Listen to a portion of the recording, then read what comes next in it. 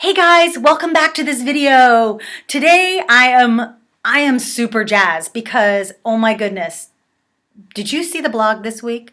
Did you see what I was sharing? I was a little bit nervous about that stuff. So if you haven't, I've linked below what you may have missed over on the blog.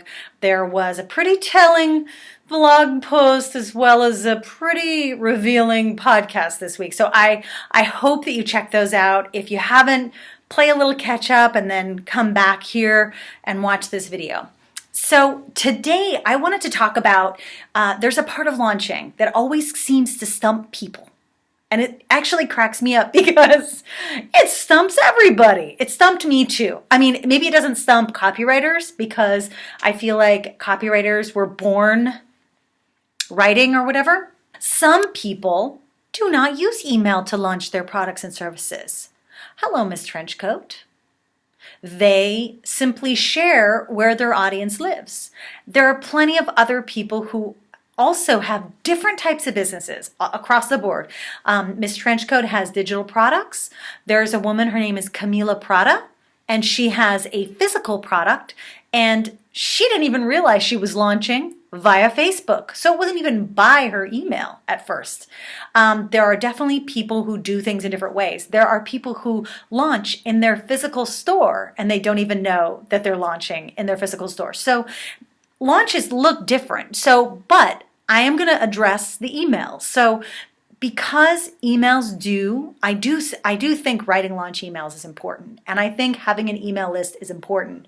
So I don't want you to mistake any of my recent content to say that I don't think you should have emails or an email list or do any kind of email marketing, because I really agree with this, with the thought that emails are the only thing that you can truly kind of own. It's your only asset, really. Even if you've got a huge audience on YouTube, Instagram, Facebook.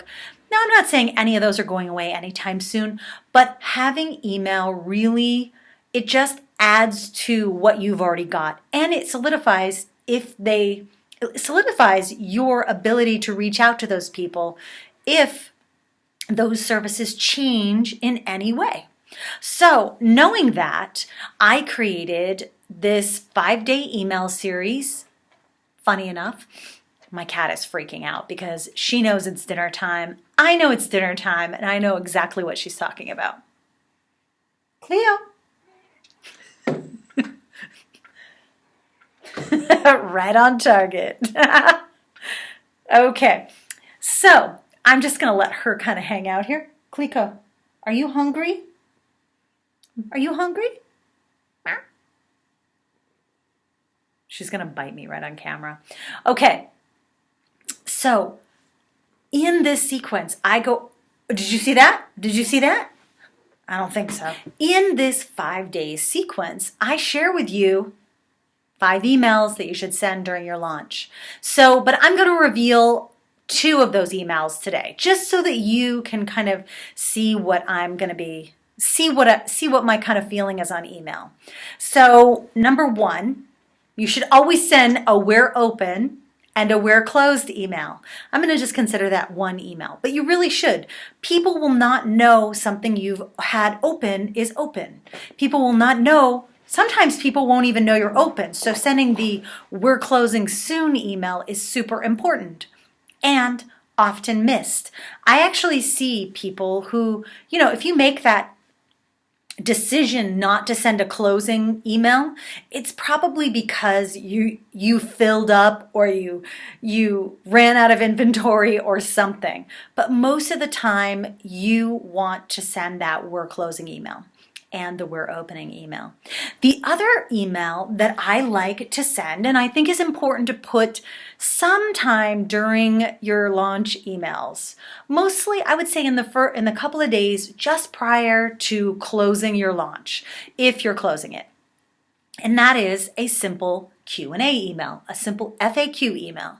The very first time that I launched Fearless Launching, and I think I sent my FAQ email out on a Sunday. That email performed so well, I never changed it. In fact, Did I change it? Maybe the very last launch I changed it, but that email stayed solid for a couple of years because it just kept performing and it shouldn't surprise you because if you see other people launching in, let's say, the online space who use email, then you've seen is such and such a program right for you? Or I've got answers, you've got questions, I've got answers. Everybody sends one. So keep an eye out for those Q&A emails to see what kind of questions people are answering. They don't have to be always frequently asked questions. You can make up your questions. The point of the questions should really be carefully thought out, first of all. They should be questions that you know are potential objections for people who are thinking about purchasing. So price, timeline of the program, what are they going to learn? Can I get a refund? Some of those kinds of things. What's the price? Will I actually be able to launch as a result of this program? And that answer will surprise you, but you're going to have to check out my FAQ page because not only do I send an FAQ email, I have an FAQ page on my sales site for Fearless Launching. If you go, depending on when you go over, that page might not be available, but check it out. I'll put the link below and you'll see what I'm saying. So here's the deal. So the open close and the FAQ email are two really important sets of emails that need to happen during the launch. If you want to know the other three, plus my overall approach to sending email during like the whole launch from pre-launch all the way to close, I highly recommend you check out this 5-day write launch emails that actually will sell whatever you're selling sample course, and just check it out. It doesn't actually lead to anything except if you finish this course, you kind of have gotten a peek at the communication module for Fearless Launching. So I highly recommend just going in there, checking it out. It's, again, a free resource. I want you to be able to consume the stuff that I create for you in different ways.